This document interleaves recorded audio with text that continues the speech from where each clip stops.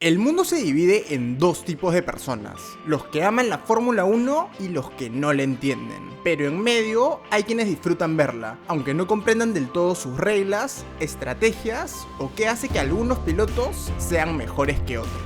Si te acabas de enganchar con la Fórmula 1, pero aún hay cosas que te confunden, o si tienes un amigo, pareja o familiar que te pregunta cada 2 minutos qué está pasando en la carrera, este es el video perfecto para ti. Y si crees que ya sabes todo sobre la Fórmula 1, quédate hasta el final, porque seguramente descubrirás algo que no sabías. Farina was the first one.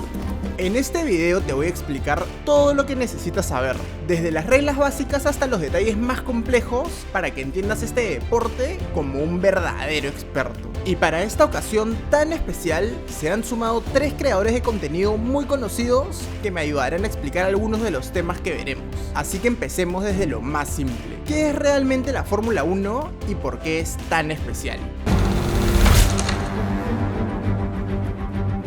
La Fórmula 1 es la cumbre del automovilismo. Es la categoría más prestigiosa y exigente del mundo, donde los mejores pilotos compiten en los autos más avanzados y rápidos del planeta.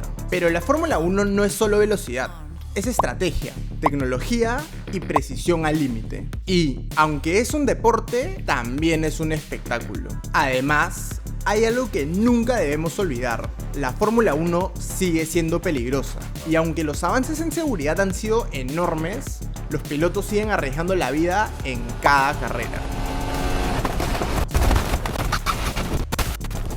You see the sky, then you see the ground, you see the sky, and you know exactly where you are, and you keep moving, you want to stop.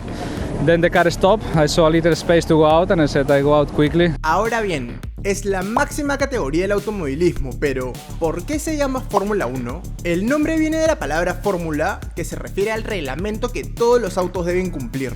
Y el 1 indica que es la máxima categoría, la número 1 en este deporte. Dicho esto, ¿qué hace que la Fórmula 1 sea tan diferente de otras competiciones? Para empezar, los autos de Fórmula 1 son monoplazas, diseñados para un solo piloto, a diferencia de otras competiciones.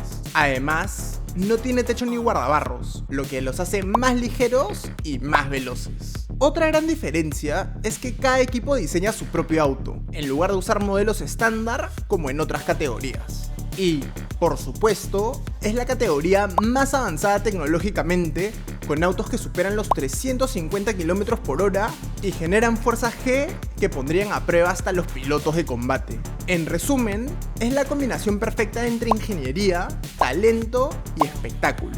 Pero saber qué es la Fórmula 1 no es suficiente. Lo más importante es entender cómo funciona.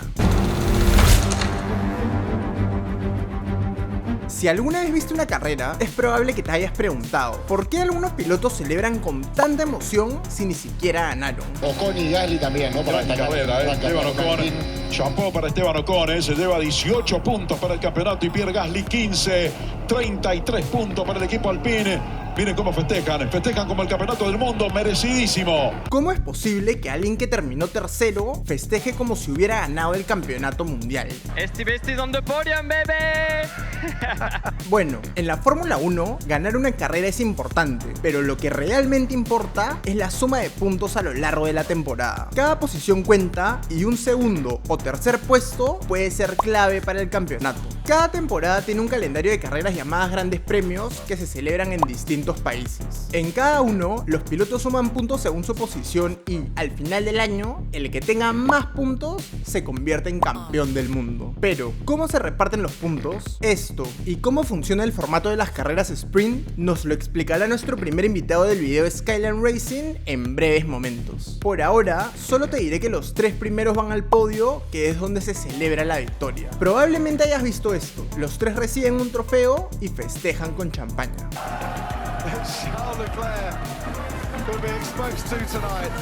These are celebrations that are going to go on for a while. Pero antes de seguir, hay algo que debes saber para entender realmente cómo funciona la Fórmula 1. En esta compiten 10 equipos y cada equipo tiene 2 pilotos, lo que significa que 20 autos corren en cada carrera. Cada piloto compite para conseguir el mejor resultado posible, pero al mismo tiempo, cada equipo necesita que ambos sumen puntos para el campeonato de constructores. Esto significa que hay 2 formas de destacar en la Fórmula Fórmula 1, como piloto o como equipo. Por eso, cada temporada de Fórmula 1 tiene dos campeones. Por un lado está el campeonato de pilotos, que lo gana el piloto que más puntos suma al final de la temporada. Y por otro está el campeonato de constructores, que lo gana el equipo que más puntos acumula sumando los resultados de sus dos pilotos. Este sistema puede dar situaciones curiosas, como que el equipo que gana el campeonato de constructores no tenga el campeón de pilotos. Un ejemplo claro ocurrió en 2024 con McLaren y Red Bull. McLaren ganó el campeonato de constructores gracias a que sus dos pilotos, Lando Norris y Oscar Piastri, sumaron más puntos en total. Lando Norris wins the Abu Dhabi Grand Prix. McLaren are world champions of 2024. Pero el campeón de pilotos fue Max Verstappen de Red Bull, quien individualmente superó a todos en la clasificación. It's a little bit more difficult than last year, but we pulled through and we gave it all. Thank you so much, guys. Esto demuestra que el mejor piloto de la temporada no siempre corre para el mejor equipo, y que a veces la lucha entre el título de constructores y el de pilotos genera conflictos dentro de los equipos. Y aquí es donde la Fórmula 1 se vuelve realmente interesante. Un piloto siempre quiere ganar, pero un equipo debe pensar en lo mejor para el campeonato de constructores. Esto puede llevar a decisiones estratégicas que beneficien a la escudería, pero perjudiquen a un piloto en particular. He has been told to not put you under pressure. Maybe try Spanish. Aquí es donde entran en juego los team radios, los mensajes que los ingenieros envían a los pilotos durante la carrera. Si alguna vez has visto una carrera de Fórmula 1, probablemente hayas escuchado algo como esto. Boundary is James. Need to let Lewis by. Last lap, let Michael pass for the championship. Let Michael pass for the championship to best place. A este tipo de mensajes se le llama órdenes de equipo. Los equipos pueden dar estas instrucciones estratégicas a sus pilotos, pero eso no significa que siempre las obedezcan. Algunos pilotos aceptan las órdenes sin problema. Okay, you want a different strategy to Max. If he's quicker, we let him through. That's very unfair, but okay. Mientras que otros simplemente las ignoran. Max, let Checo through. Let Checo through. Max, let Checo through, please. Sin embargo, las team radios no solo sirven para dar órdenes, también son una herramienta clave para la estrategia, la comunicación sobre el estado del auto y muchas otras decisiones dentro de la carrera. Más adelante en el video hablaremos en detalle sobre esto. Pero, al final del día, ¿por qué los equipos están tan enfocados en el campeonato de constructores? Aunque el título de pilotos es el más reconocido, para los equipos, el campeonato de constructores es el que realmente importa. ¿Por qué? Porque es el que reparte el dinero. La Fórmula 1 genera miles de millones de dólares al año, y la mayor parte de esos ingresos se distribuye entre los equipos según su posición en el campeonato de constructores. Cuanto más alto terminen, más dinero reciben para la siguiente temporada. Y más dinero significa más inversión en un mejor auto y mayores posibilidades de ganar en el futuro. Finalmente, el auto define en gran parte a qué puede aspirar un piloto durante una carrera y un equipo a lo largo de una temporada. Un buen auto gana carreras, mientras que uno malo necesita suerte para entrar entre los 10 primeros. Es por esto que, aunque el campeonato de pilotos es el más recordado y se asocia con la gloria, el de constructores es el más importante, porque impacta directamente cuánto dinero gana cada equipo. Pero aquí surge una pregunta importante. ¿Quién se encarga de que todo esto funcione? La respuesta es que la Fórmula 1 es supervisada por dos entidades.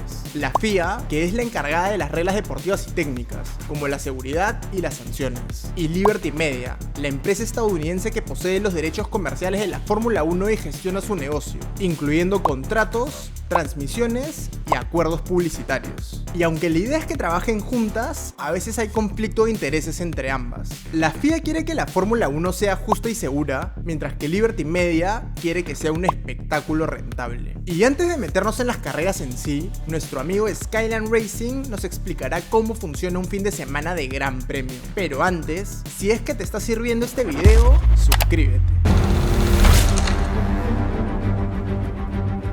Bienvenidos sean así a mi participación en este particular video donde yo les voy a explicar cómo funciona un fin de semana de un Gran Premio de Fórmula 1. Y bueno, los fines de semana de Gran Premio consisten en una serie de eventos repartidos en 3 días, que generalmente es viernes, sábado y domingo, siguiendo una misma estructura en cada una de las carreras. Sin embargo, desde que en 2021 se introdujeron las carreras sprint, el formato cambia un poco con respecto al modelo tradicional, pero más adelante te explicaré estos detalles a fondo. La actividad en pista en un fin de semana tradicional empieza los viernes o en algunos circuitos como en Las Vegas los jueves, con 2 sesiones de prácticas libres, donde estas son comúnmente denominadas como FP1 y FP2, que son abreviaturas de Free Practice 1 y Free Practice 2. En estas, los equipos y pilotos recopilan datos clave para el rendimiento del monoplaza, las condiciones del circuito, ajustar las configuraciones y setups del monoplaza para rendir lo mejor posible en calificación y carrera, y un largo etcétera más. Si nos enfocamos en lo que sucede el viernes, la práctica 1 se enfoca principalmente en la adaptación al circuito por parte de los pilotos y los autos, al igual que una gran recopilación de datos por parte de los ingenieros para una puesta a punto inicial eficiente del monoplaza. Y la práctica 2 suele centrarse más en simulación de carrera, es decir, los equipos empiezan a probar el comportamiento del auto con alta carga de combustible, midiendo el constante desgaste de neumáticos, consumo de combustible y el desempeño del monoplaza en estas configuraciones, aunque también se suele hacer simulación de prueba clasificatoria, porque normalmente la práctica 2 suele ser a la misma hora a la que se compite la calificación, y ambas sesiones de prácticas tienen una duración total de 60 minutos cada una. Durante el sábado, en la mañana, se realiza la tercera y última sesión de prácticas, donde en esta, los equipos y pilotos suelen enfocarse en pulir detalles finales para la sesión de clasificación y carrera. En los 60 minutos de duración de esta sesión, se suele hacer simulaciones de vueltas rápidas para prepararse para la calificación y con ello marcar el mejor tiempo de clasificación posible.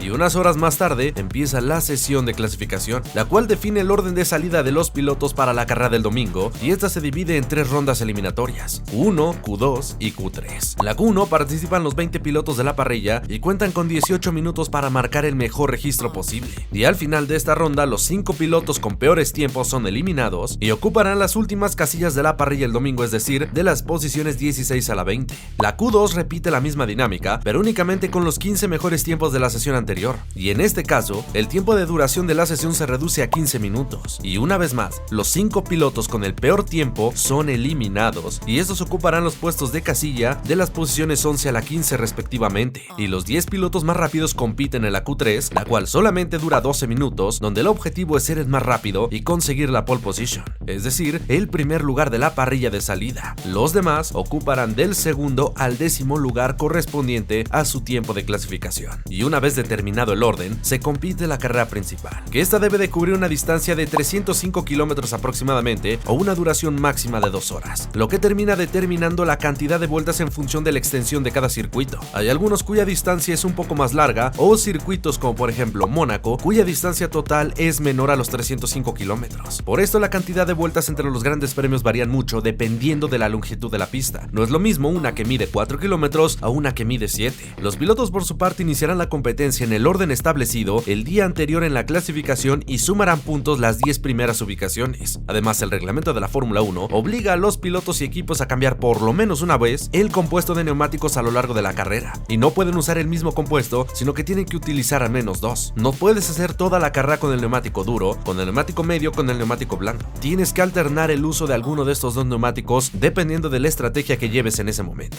La única condición en la que no se aplica esta norma es cuando se utilizan compuestos de lluvia, la pista cambia a neumáticos de seco y ya no se te obliga a realizar una detención que te obliga a usar diferentes tipos de compuestos en seco. Pero si recordarás, como te lo mencioné antes, algunas carreras cuentan con el fin de semana sprint, cuya función es un poco diferente. Verán, los viernes de formato sprint solo hay una sesión de prácticas, la FP1, en la que los equipos deberán probar la mayor cantidad de cosas posibles durante los 60 minutos que hay disponibles, esto siendo un tiempo mucho más reducido de lo habitual. Luego de esto, el mismo viernes se realiza la clasificación para la carrera sprint, llamada Sprint Shootout, y aquí se sigue el modelo tradicional de la clasificación con sus 3 sesiones, pero con menor tiempo de duración entre cada una, y donde en la Q1, Q2 y Q3 se obliga a un determinado tipo de neumático que solo se puede usar durante esa sesión. Normalmente la Q1 y la Q2 se compite con el neumático medio y la Q3 se hace con el neumático blando. La duración es Q1 de apenas 12 minutos, Q2 de 10 minutos y la Q3 de 8 minutos. Y el sábado por la mañana se lleva a cabo la Sprint Race, que es una competencia de solo 100 kilómetros de recorrido, cuyo orden de largada fue determinado con la sesión Shootout,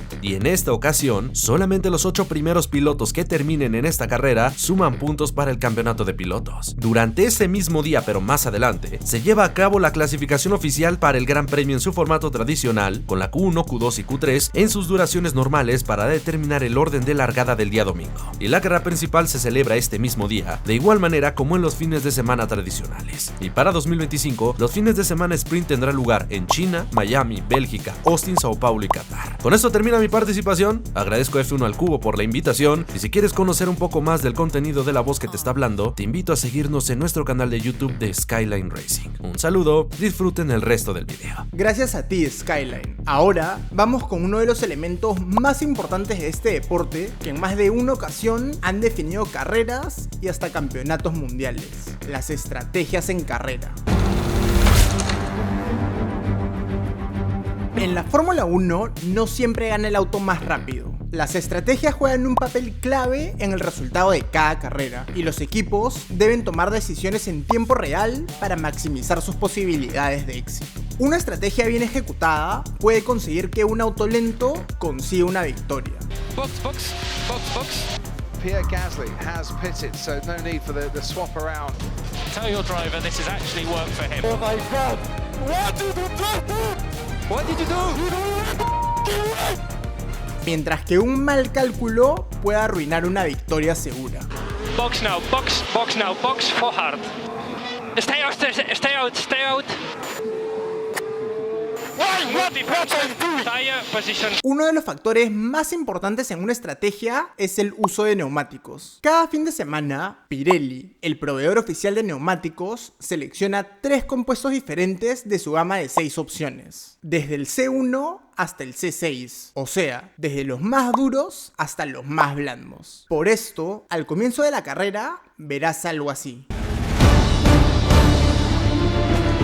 Pero, ¿qué quiere decir eso? Primero, están los neumáticos rojos, que son los blandos. Estos ofrecen más agarre y permiten tiempos de vuelta más rápidos, pero se desgastan rápidamente. Luego, vienen los amarillos, que corresponden a los neumáticos medios, que brindan un equilibrio entre rendimiento y durabilidad. Y finalmente, los neumáticos duros, que son de color blanco. Duran mucho más, pero ofrecen menos agarre y velocidad. En una carrera con condiciones normales, en pista seca, los pilotos están obligados a usar al menos 2 compuestos diferentes. Esto significa que deben hacer al menos una parada en boxes, como mencionó Skyline. Además, cuando la pista está mojada, los neumáticos para seco no sirven porque no pueden evacuar el agua y el auto pierde agarre por completo. Por eso, en condiciones de lluvia, se usan 2 tipos de neumáticos especiales. Por un lado, están los verdes, que son los neumáticos intermedios que se utilizan cuando la pista está húmeda o cuando está lloviendo ligeramente. Por otro lado, están los neumáticos de lluvia extrema, que son los azules, diseñados para evacuar grandes cantidades de agua y evitar el aquaplaning, pero son más lentos que los intermedios.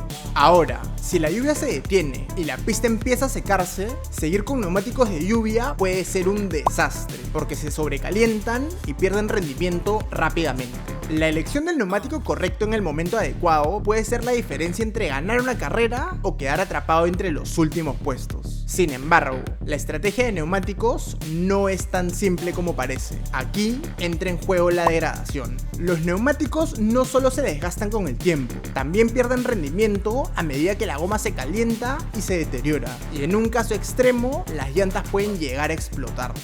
Valtteri Bottas leads from Hamilton. Oh, there's a puncture for Valtteri Bottas. Si un piloto usa neumáticos blandos, será más rápido en las primeras vueltas, pero tendrá que entrar antes a boxes a cambiarlos. En cambio, si usa neumáticos duros, podrá hacer stints más largos, pero tendrá menos ritmo. La clave está en encontrar el equilibrio ideal. Con esto en mente, los equipos pueden optar por distintas estrategias como el undercut o el overcut para ganar posiciones sin necesidad de adelantar en pista. Pero, ¿qué significan estos términos? Te los explico de manera simple. Undercut es cuando un piloto entra a boxes antes que su rival directo, cambia neumáticos frescos y, al salir, tiene más agarre y velocidad. Si logra hacer vueltas rápidas mientras su rival sigue en pista con neumáticos desgastados, puede recortar la diferencia y adelantarlo cuando este haga su parada. El overcut es la estrategia opuesta. En este caso, un piloto se queda en pista con neumáticos desgastados, pero logra hacer vueltas rápidas mientras su rival ya paró en boxes. Si lo hace bien, cuando él entre a boxes, podría salir adelante.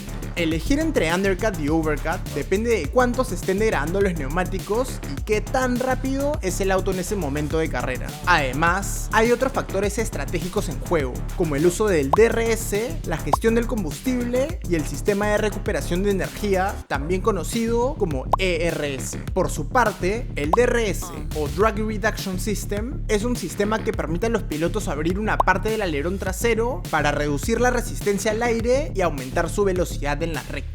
Este se puede usar solo en zonas específicas del circuito y únicamente si el piloto está a menos de un segundo del auto de delante. En clasificación, solo aplica la primera condición. Este sistema fue introducido para facilitar los adelantamientos. El DRS es una parte fundamental de la estrategia de carrera, ya que puede ayudar a recuperar posiciones perdidas en boxes o aprovechar un undercut exitoso. Por otra parte, a diferencia de lo que pasaba en el pasado, los autos de Fórmula 1 no pueden reposar durante la carrera, lo que significa que tienen que gestionar el combustible desde el inicio hasta el fin. Además, los autos modernos cuentan con un sistema híbrido que recupera energía en las frenadas para dar un impulso extra en las rectas. Este sistema, conocido como ERS o Energy Recovery System, ayuda a los pilotos a gestionar su rendimiento en cada momento de la carrera. Los equipos deciden cuándo usar más o menos potencia según la estrategia. Un mal uso del combustible o de la energía puede dejar a un piloto vulnerable ante sus rivales en los momentos clave. Y ahora que sabemos cómo funciona un fin de semana de Gran Premio y lo que ocurre durante una carrera, falta hablar de los protagonistas. Comencemos por los equipos.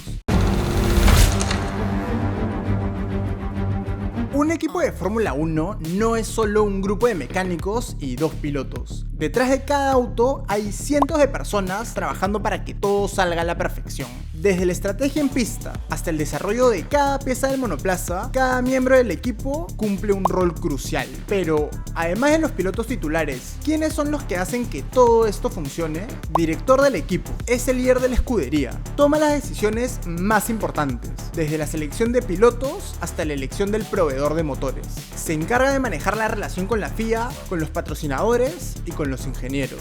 Ingenieros de pista son los responsables de asegurarse que el auto esté perfectamente ajustado para cada sesión. Analizan datos en tiempo real y comunican los cambios necesarios al piloto a través de la radio. Cada piloto tiene su propio ingeniero de pista, que es su principal punto de contacto con el equipo durante la competencia. A través de los team radios le informan sobre estrategia, ritmo de carrera y posibles cambios en la configuración. Comparten momentos de emoción.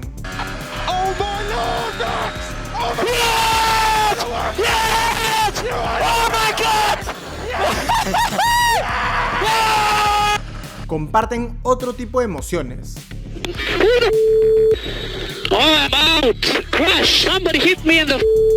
O comunicaciones un poco diferentes. Do you know what that was? That was a smooth operator. Smooth operation. Mecánicos son los encargados de preparar, reparar y ajustar el auto. Cada parada en boxes es responsabilidad de ellos. Un equipo de mecánicos puede cambiar los 4 neumáticos en menos de 2 segundos. El récord a la fecha es de 1.8.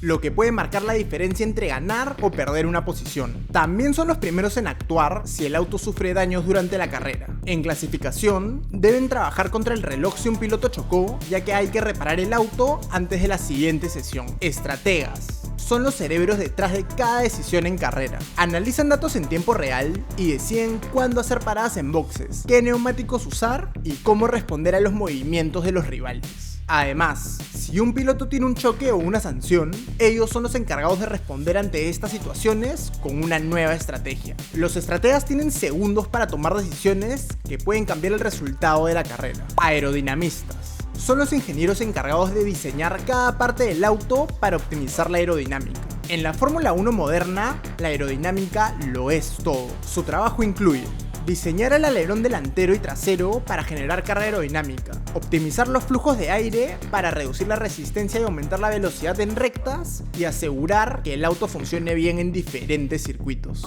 Pequeños cambios aerodinámicos pueden suponer una diferencia de décimas de segundo por vuelta, lo suficiente para decidir una pole position o una victoria. Pilotos de simulador y reserva. Mientras los pilotos titulares están en la pista, los pilotos de simulador trabajan en la fábrica probando configuraciones y estrategias. Los equipos cuentan con simuladores avanzados que replican cada circuito y condiciones de carrera, permitiendo probar ajustes antes de implementarlos en el auto real. Muchas de las decisiones estratégicas que ves en carrera han sido probadas previamente por los pilotos de simulador. Por otro lado, cada equipo tiene un piloto de reserva, que está listo para reemplazar a un piloto titular en caso de enfermedad o lesión. Hoy hemos sabido que sufre una apendicitis por la que fue trasladado a un hospital y donde ya ha sido operado. No podrá disputar la carrera ni la clasificación hoy. Su lugar lo ocupa el británico Oliver Bearman, reserva de Ferrari. Estos pilotos también pasan muchas horas en el simulador y, en algunos casos, tienen oportunidades de subirse al auto en sesiones de práctica. Además, es bastante común que un mismo piloto sea tanto el de simulador como el de reserva. Finalmente, cada persona en un equipo de Fórmula 1 cumple una función esencial. Desde el director hasta el último mecánico, todos trabajan con un solo objetivo: hacer que sus autos sean los más rápidos en pista. Pero tener un equipo fuerte no es suficiente. Se necesita un piloto que extraiga el máximo rendimiento del auto. Y un piloto necesita más que solo talento para llegar a la categoría reina. Ahora veremos qué es lo que se necesita para llegar a ser piloto de Fórmula 1. La Fórmula 1 es el sueño de cualquier piloto, pero muy pocos logran llegar. A diferencia de otros deportes, donde el talento puede abrirte todas las puertas, en el automovilismo, el dinero y las conexiones también juegan un papel crucial. El camino tradicional comienza en el karting, donde los pilotos aprenden las bases del manejo y la competición. Todos los pilotos de Fórmula 1 han pasado por esta etapa. Si tienen éxito, dan el salto a las categorías de monoplazas como la Fórmula 4, donde compiten con autos más potentes y empiezan a llamar la atención de equipos y patrocinadores. A partir de ahí, los pilotos más talentosos y respaldados avanzan a la Fórmula 3 y la Fórmula 2, las categorías previas a la Fórmula 1. Pero aquí es donde el camino se vuelve más complicado. Para competir en la Fórmula 2, un piloto necesita un presupuesto de al menos 2 millones de euros por temporada, y en Fórmula 3 unos 800.000 euros. Así que no basta con ser rápido, se necesita el respaldo de patrocinadores o el apoyo de un equipo de Fórmula 1. Por eso, muchos pilotos con talento no llegan a la categoría máxima, simplemente porque no tienen los recursos. Un claro ejemplo de esto es Felipe Drugovich, quien ganó la Fórmula 2 en 2022 y tenía el nivel para dar el salto, pero no encontró un asiento disponible. El único lugar al que podía aspirar era en Aston Martin, donde es piloto de pruebas, pero ese asiento ya le pertenecía a Lance Stroll, hijo del dueño del equipo. Y Stroll, a diferencia de Drugovich, nunca tuvo que preocuparse por encontrar un asiento. Gracias a la inversión de su padre, debutó en la Fórmula 1 con solo 18 años y hoy sigue en la parrilla con un equipo construido a su medida. El talento ayuda, sí, pero el dinero sigue siendo un factor decisivo. Y si finalmente logras llegar, de la manera que sea, ahí no termina el desafío, porque en la Fórmula 1, llegar es solo el primer paso. Mantenerse en la categoría es aún más difícil. Cada temporada, solo 20 pilotos tienen la oportunidad de competir, y cada error puede costarle su asiento. There's an awful lot of grip. That's a hard hit into the Armco barrier there, isn't it? Front axle wasn't alongside. La salida de Logan Sargent. Chao Sargent. Franco Colapinto correría con el equipo Williams por el resto de la sesión. Ahora que sabemos cómo llegan los pilotos a la Fórmula 1, veamos cómo funcionan los autos con los que compiten, las máquinas más avanzadas y rápidas del automovilismo. Y para esto nos ayudará nuestro segundo invitado del video. Pero antes, si quieres seguir aprendiendo de manera fácil y rápida sobre la Fórmula 1, apúntate a mi newsletter Escudería al Cubo en f1alcubo.com. Todos los días envío un correo que lees en menos de 3 minutos para que puedas seguir aprendiendo sobre este increíble deporte. Te dejo el link para que te apuntes en la descripción y en el comentario fijado: f1alcubo.com. Soy Tomás de Slicer F1 y les voy a hablar sobre la mecánica y la aerodinámica de los autos de Fórmula 1. Empezando por la unidad de potencia, tienen un V6 de 1,6 litros turbocomprimido ayudado por dos motores eléctricos, llamados el MGU-K y el MGU-H. Algo que van a escuchar nombrar mucho es el llamado ERS o Sistema de Recuperación de Energía, que en 2026 va a cambiar, pero ya van a tener tiempo para aprender eso. Por ahora vamos a hablar de cómo va a funcionar este año. El MGU-H recupera la energía de los gases de escape y la transforma en energía eléctrica que guardan las baterías. Después, cuando acelera el auto y se necesita acelerar el turbo para reducir lo que se llama el turbo lag, este mismo aparato pasa a funcionar como un motor, haciendo girar el turbo de forma artificial. El MGU-K transforma la energía cinética del cigüeñal del auto en energía eléctrica que almacenan las baterías. Tanto estos dos componentes como el turbo, también el escape, el motor, el control electrónico y las baterías se pueden cambiar una cierta cantidad de veces en el año. Por eso es que los equipos tienen que tratar de no fatigarlos demasiado durante el uso, así en las últimas carreras todavía tienen materiales que están en buen estado. Generan en su conjunto unos 1000 caballos de fuerza y si tenemos en cuenta que el auto pesa 800 kilogramos, contando al piloto se pueden alcanzar números bastante increíbles como ir de 0 a 200 en 4 segundos o alcanzar en recta unos 360 km por hora. Pero lo que los hace realmente rápidos es su velocidad en el paso por curva. Pueden doblar 90 grados como la curva 1 del circuito de Bakú a unos 120 km por hora y otras curvas mucho más amplias que son las más rápidas de la temporada como en Suzuka o en Silverstone a más de 250. Esto porque generan grandes cantidades de carga aerodinámica, que es la fuerza que hace el aire empujando el auto hacia abajo, pegándolo contra el circuito y así no se pierde el control. Esto lo logran mediante el suelo del auto y los alerones. Así, alerones más grandes generan más carga aerodinámica y por eso se lo lleva en circuitos donde hay muchas curvas.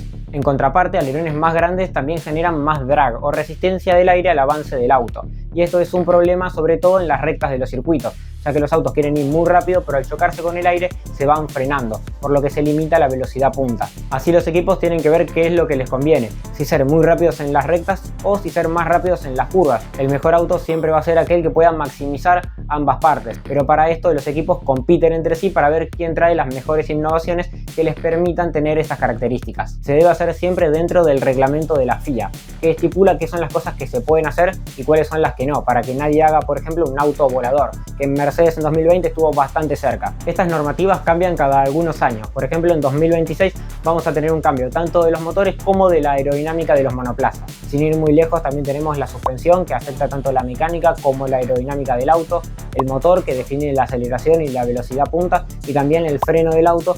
Es muy difícil comparar un Fórmula 1 con un auto de otra categoría porque en general no tienen nada que ver. Por ejemplo, los de IndyCar son muy rápidos en los óvalos, pero no tendrían nada que hacer en un circuito de Fórmula 1 contra un auto de esta categoría.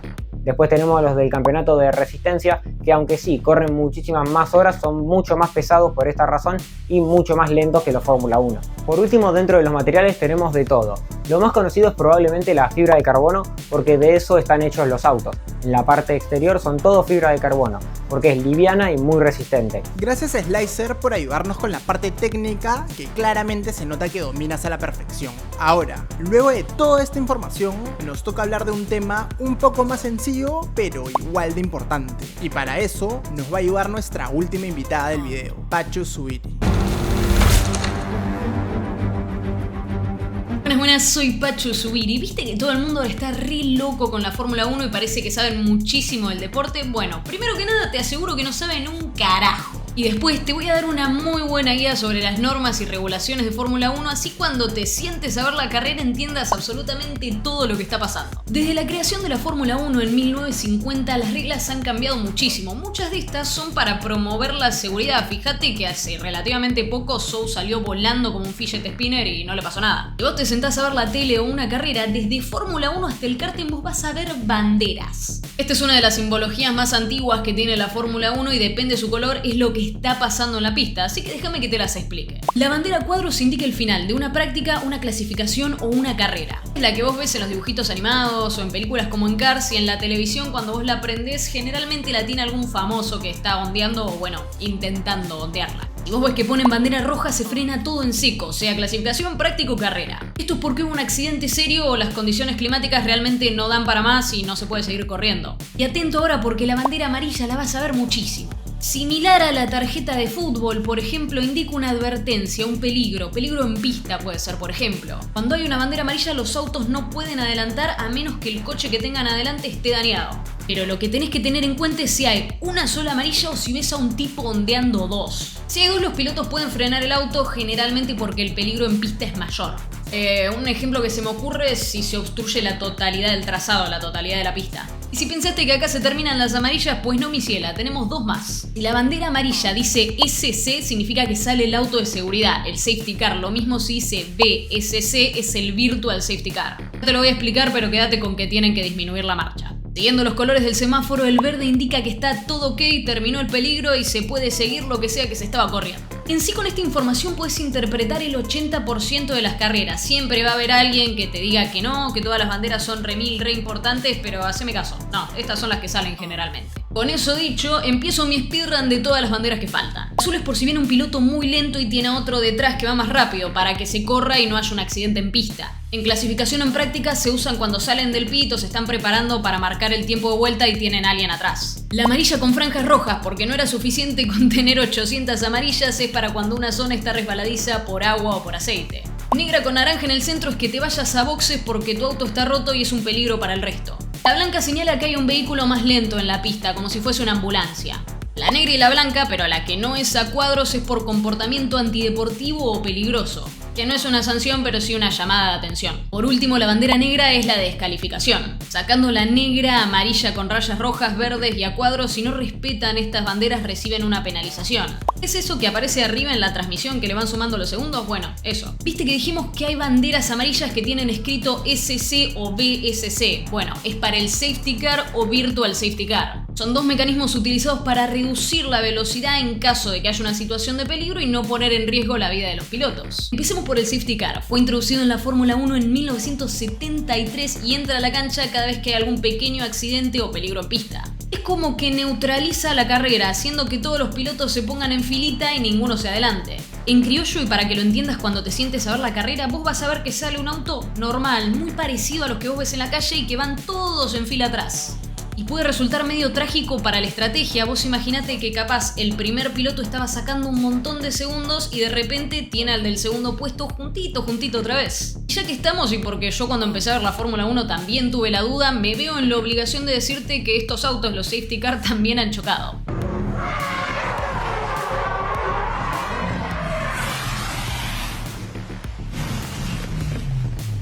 El Virtual Safety Car se puso en efecto en 2015 como una manera de neutralizar la carrera sin que salga el cochecito a pista. Es activado por la FIA y obliga a los pilotos a reducir la velocidad, no adelantarse y mantenerse en filita con una distancia segura sin detener del todo la carrera. Como esto es Fórmula 1, acá no nos vamos sin hablar de plata. La Fórmula 1 tiene un tope presupuestario que lo pusieron en la década de los 90 porque el dominio de los equipos más grandes que tenía más presupuesto se estaba volviendo absurdo. Es decir, el que tenía un presupuesto multimillonario hacía un autazo, un cohete y bueno, los demás un poco que se arreglen. En 2021 la FIA introdujo este límite como una manera de intentar nivelar el juego, énfasis en intentar.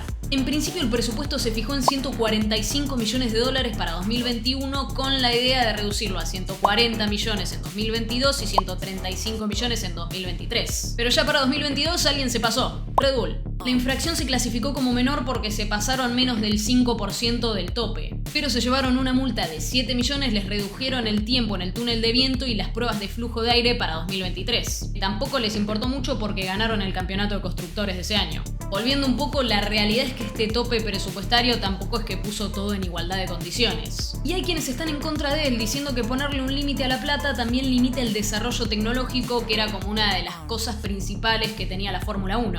A ver, históricamente hablando, la Fórmula 1, incluso antes de que sea el torneo de Fórmula 1 como tal, era el lugar para que las marcas vayan y desarrollen sus nuevas tecnologías. Por ejemplo, en Alemania en los años 30, cuando todavía no existía el torneo de la Fórmula 1 como tal y los límites eran muy laxos en los grandes premios. Junto a Mercedes y Auto Unión, Alemania pone una muy buena inversión con toda esta idea que tenían de ensanchar la gloria del Reich y literalmente aplastaban a la competencia. Espero que hayas entendido y si te gusta la mezcla de historia y el deporte, no olvides pasarte por mi canal. Y ahora que conocemos cómo funcionan las banderas y el tope presupuestario, vamos con algunas otras regulaciones y sanciones.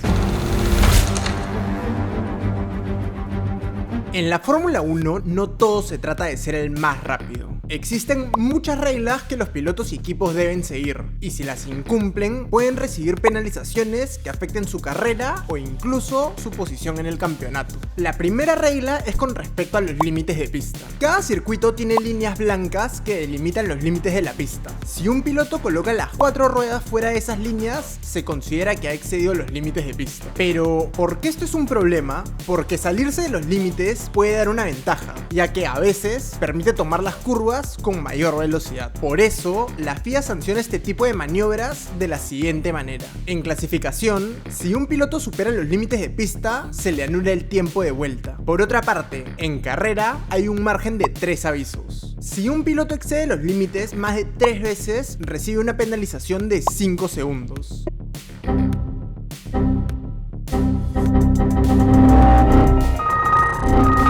Y si el piloto sigue infringiendo la regla después de la sanción, puede recibir penalizaciones aún más severas. El segundo tipo de penalización se da por cambios de componentes. Cada auto tiene un límite de componentes que puede usar a lo largo de la temporada. Algunas de las piezas clave con límite de uso son motores, turbos, baterías y cajas de cambios. Si un equipo usa más componentes de los permitidos por auto, el piloto recibe una penalización en la grilla de partida del domingo. Por ejemplo, si un piloto cambia de motor más veces de lo permitido, puede recibir 10 puestos de penalización en la parrilla o incluso tener que salir desde el último lugar. Uno de los líderes del campeonato en la última fila, como veíamos, con Charles Leclerc, que seguramente dará espectáculo. Adicionalmente a los cambios de componentes, hay otra infracción que es castigada con una penalización en la partida: bloquear a otro piloto en vuelta de clasificación.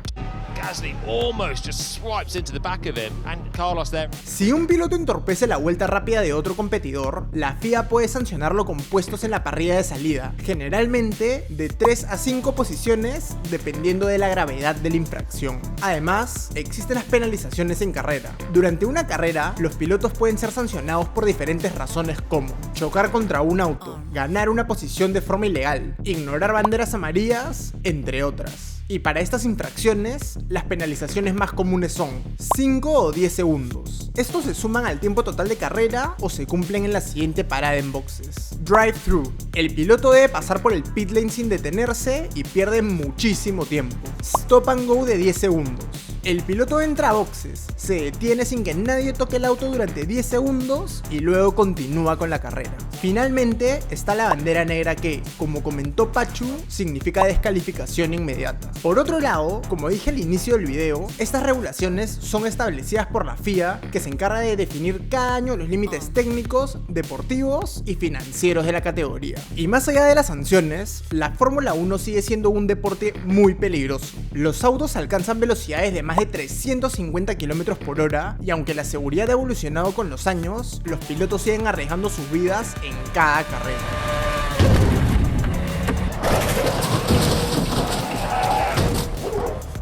Y surge la pregunta, ¿qué tan seguro es realmente este deporte? Pero antes de responderla y hablar sobre el aspecto que más ha cambiado a lo largo de la historia del deporte, te comento que, si quieres seguir aprendiendo de manera fácil y rápida sobre la Fórmula 1, apúntate a mi lista de correos diarios en f1alcubo.com. Te dejo el link para que te apuntes en la descripción y en el comentario fijado, f1alcubo.com. La Fórmula 1 es un deporte de altísima velocidad y altísimo riesgo. Los autos pueden superar los 350 km por hora y, en cada carrera, los pilotos se juegan la vida. Pero, ¿qué tan peligrosa es realmente la Fórmula 1? En sus inicios, un deporte mortal. En los años 50, 60 y 70, la seguridad era prácticamente inexistente. Los circuitos no tenían zonas de escape, los autos no protegían a los pilotos y los equipos de rescate tardaban minutos en llegar a un accidente. El resultado fue trágico. Decenas de pilotos perdieron la vida en pista. Motor racing and the world lost a much loved and truly courageous sportsman.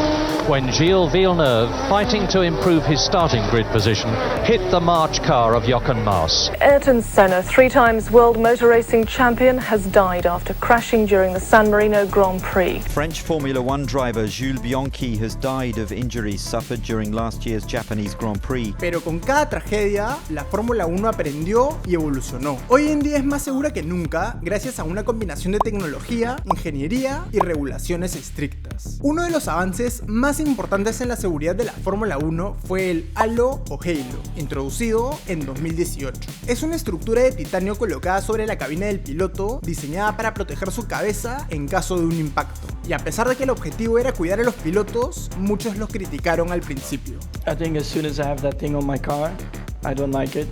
And I'm not even sitting in the car. If it looks shit, it is shit. Pero hoy en día ha demostrado ser la diferencia entre la vida y la muerte. Un claro ejemplo fue el Gran Premio de Gran Bretaña de 2022. It's actually, Martin, upside down as you can see, the roll hoop and the halo very much doing its job before the car digs in. Como pueden ver, el halo le salvó la vida a Wang Yuzhou. He hits the sausage curve as well. That's what throws him back into the path of Lewis and then up into the air when his car makes contact with the Mercedes. Otro dispositivo clave en la seguridad de los pilotos es el HANS, que evita que la cabeza del piloto se mueva bruscamente en caso de choque, reduciendo el riesgo de lesiones graves en el cuello. Sin este sistema, un impacto fuerte podría provocar lesiones cerebrales fatales. Actualmente, los monoplazas están diseñados para absorber impactos y proteger al piloto. Y hay dos partes más del auto que cumplen con esta tarea. En primer lugar, está la célula de supervivencia, que es el área donde está el piloto, construida con fibra de carbono ultra resistente. Es prácticamente indestructible. Y, en segundo lugar, están las zonas de deformación, que son partes del auto diseñadas para absorber la energía del impacto y evitar que llegue al piloto. El objetivo es simple: el auto se destruye, pero el piloto sobrevive. Además de la seguridad en los autos, los circuitos modernos cuentan con medidas de seguridad avanzadas para minimizar el daño en caso de accidentes. Una de ellas son las barreras Tech Pro, que absorben la energía de los choques y reducen la fuerza del impacto. Además, hay escapatorias de grava y asfalto que ayudan a frenar a los autos antes de que choquen contra el muro. Cada detalle está pensado para evitar que un accidente se convierta en una tragedia. Pero, aunque la Fórmula 1 ha evolucionado y es mucho más segura que antes, nunca dejará de ser un deporte extremadamente peligroso. Porque al final del día, cuando un piloto se sube a su auto, sabe que está arriesgando su vida para alcanzar la gloria. En ese sentido, otro de los grandes cambios fue la prohibición de los repostajes de combustible para reducir la chance de que ocurran accidentes terribles. Así que mira este video en el que te explico los 5 motivos por los que la Fórmula 1 prohibió cargar combustible durante las paradas en boxes.